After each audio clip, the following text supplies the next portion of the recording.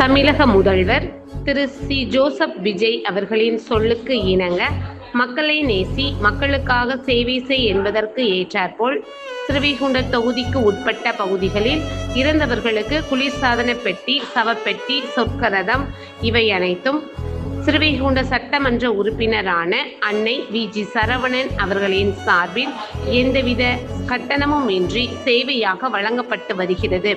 இந்நிலையில் ஏரல் பகுதியைச் சேர்ந்த ஆதி நாராயணன் அவர்களின் மனைவி பாக்கியத்தாய் அவர்கள் 19/5/2026 அன்று வயது முதிர்வு காரணமாக காலமானார்.